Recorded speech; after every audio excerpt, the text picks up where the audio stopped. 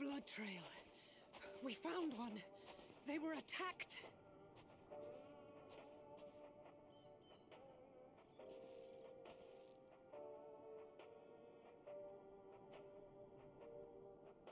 No.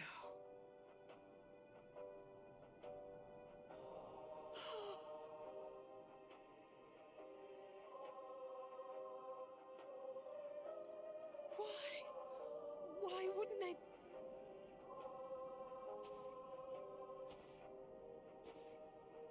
Safer to brave the wilds than trust in our magic.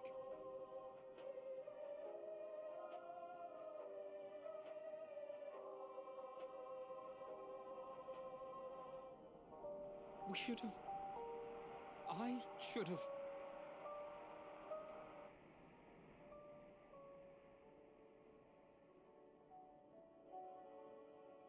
We can't leave them like this.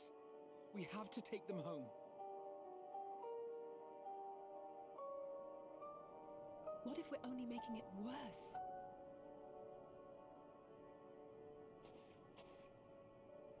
Maybe we don't belong here, but neither do they. Not out here in the wind and the cold.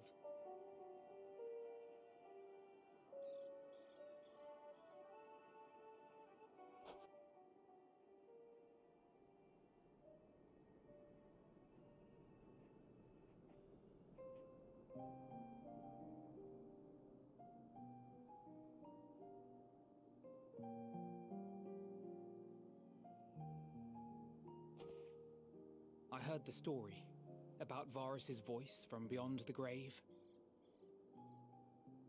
Of course, I didn't believe it, but Licinia and her sister did. Perhaps there is something to the tale after all.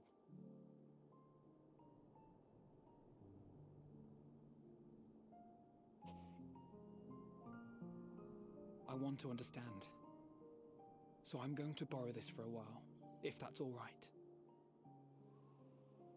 You had every reason not to trust us. We came as trespassers, invaders. But I pray that in time, we will be more than that to you. That we will find a way to help your loved ones. And see that no more children are left to freeze alone in the snow.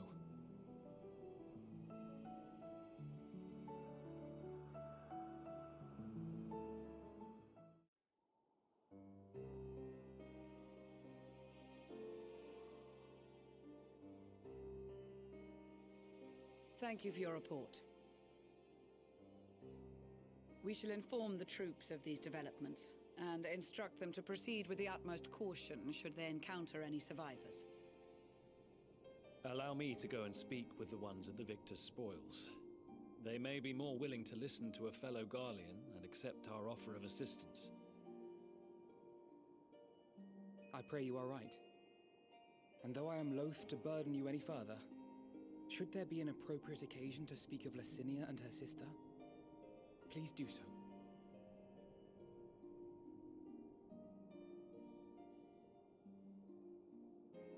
I am sorry to have put you through this.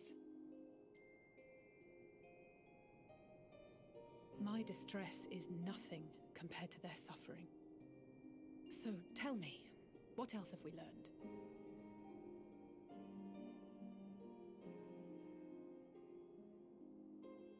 As you may have already heard, we have succeeded in curing the members of the Popularis, Maxima identified. They have provided us with some intriguing insights into the current state of Garlemald.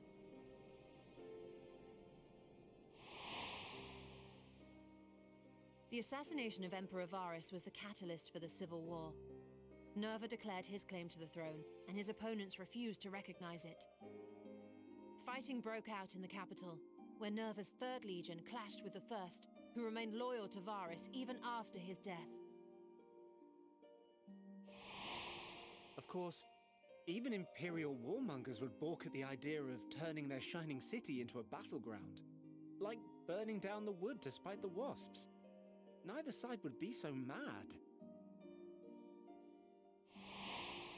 Unless something or someone inflamed their animosity to such an extent that they could not help but act against their better judgment.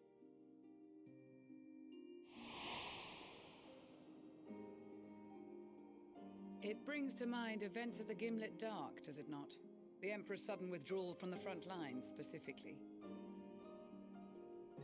Nerva and his father, Titus, Varus's then political rival, took advantage of rumors that Crown Prince Xenos had been possessed by a demon.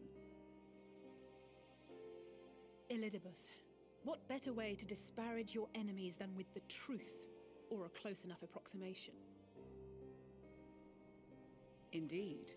But before their accusations could be substantiated, many of Titus's followers were silenced. While some were merely stripped of their status, others died under curious circumstances. One after another, suddenly and suspiciously.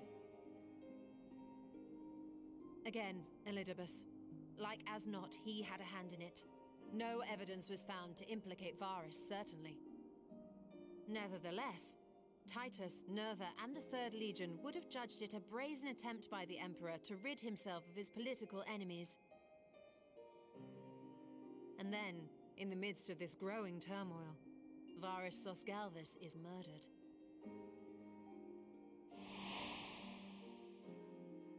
And Garlemald's own prodigal son, Gaius van Belsar, is named the murderer. Shortly thereafter, Nerva claims the right of succession, and in response, the First Legion claims the assassination was part of a coup d'etat orchestrated by Titus and Nerva.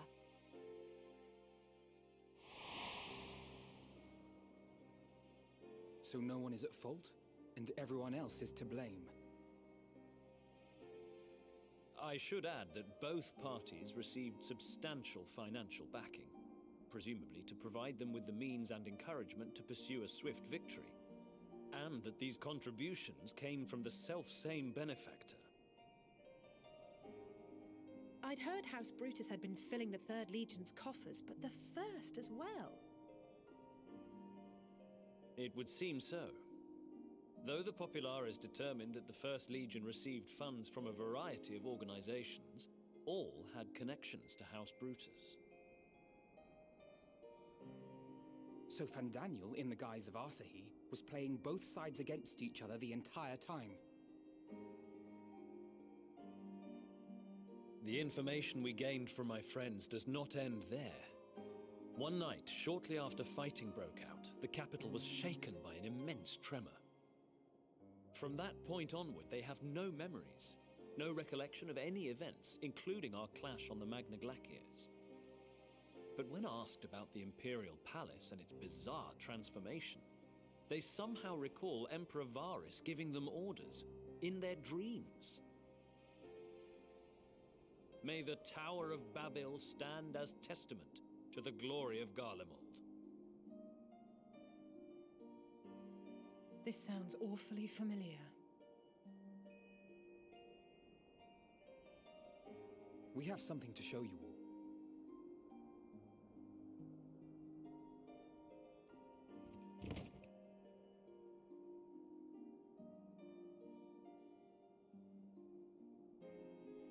Varus spoke to them through this radio. Perhaps it was a recording, but if not, that would be inexplicable.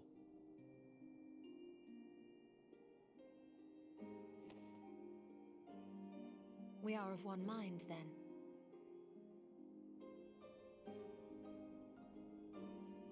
The ether that permeates the ore used in this device is almost identical to that of the talismans.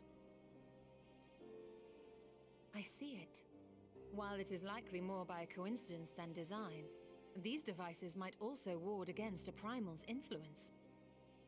A picture is beginning to form. If the tremor felt throughout Garlemald was a wave of ether emitted by a primal, then while those within range would have been tempered, those huddled around a radio desperate for news concerning the Civil War would have been spared. No wonder Licinia kept it close. My friends, I must speak with you.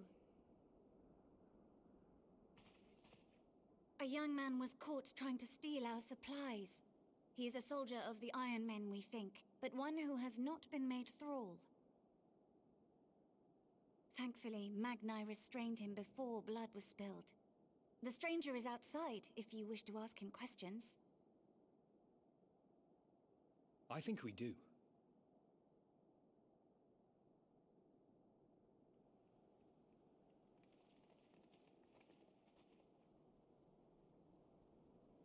Who do we have here?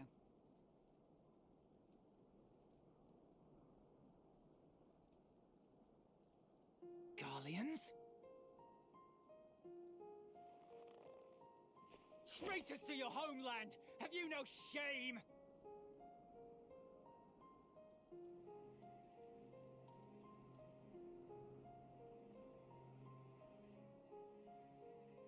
I am Lucia Junius, a temple knight of Ishgard.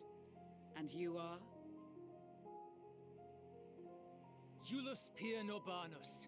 And that's all you invaders will get from me. We are not here to invade Garlemald. Far from it. Like you, our allies in Eorzea and the Far East fight in defense of their lives and their loved ones even as we speak. But it is the people of Garlemald who have suffered most. This we know. And that is why we have come to offer you our aid, that we may unite against our common foe.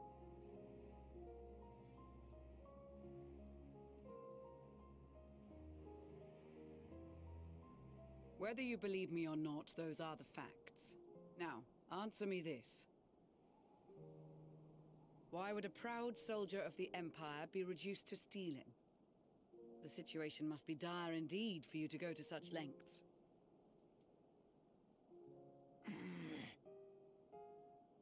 If it is supplies you seek, we would gladly share ours, or turn a blind eye while you leave with your spoils. I will not negotiate. My commander will determine how to deal with you and yours. If you wish to treat with him, I will take you, but no more than 3.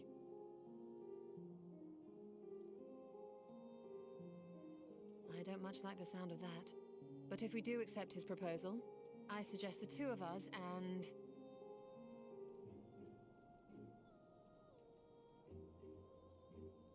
Please allow me and Alize to act as envoys.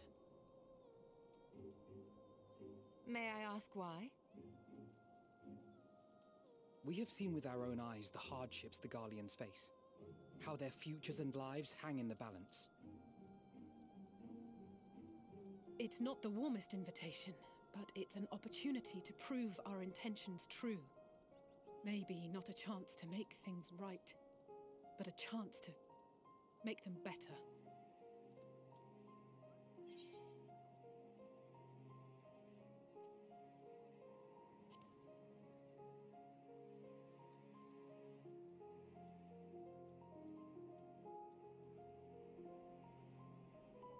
I can see that persuading you otherwise is a lost cause, but you will proceed with the utmost care.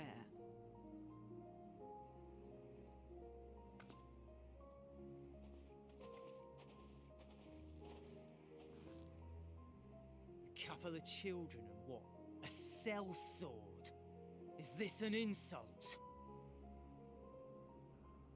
Not in the least. You will find that they are more than qualified to speak on our behalf.